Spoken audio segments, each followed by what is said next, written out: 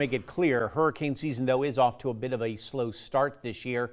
That's great news for us, but we want to know, is there a reason why? Well, Storm Team 3's Jeff Vorick joins us in the studio with more on this lack of activity.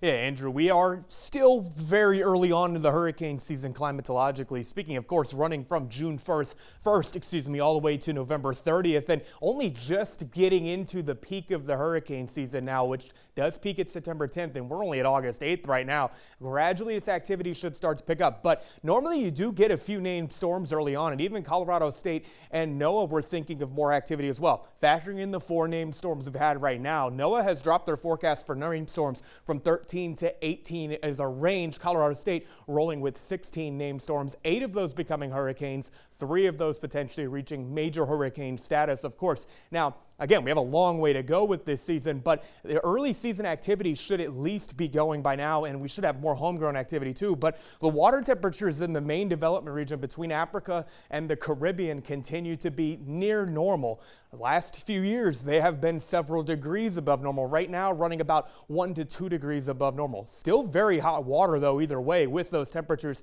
very much into the 80s for a lot of the main development region, but not looking at those widespread 85 to 88 degree numbers at least. But things will gradually change. The other limiting factor has been dry air. That's been sitting across the basin for a while. Water vapor shows you moisture content in the mid and upper levels of the atmosphere. Notice this orange across the eastern Caribbean and western Atlantic continues to show that. Gradually that changes, but another plume of dust in the wake of the tropical wave we've been seeing is going to move across the area. This will also contain very dry air. But once this initial plume moves through, moisture does gradually return to the picture, and those tropical waves will start to get going. Again, our main Invest 96L we've been tracking does not have much thunderstorm activity, but you look at the tropical waves moving off of Africa here soon. These may be players in the next couple of weeks, but need to keep an eye.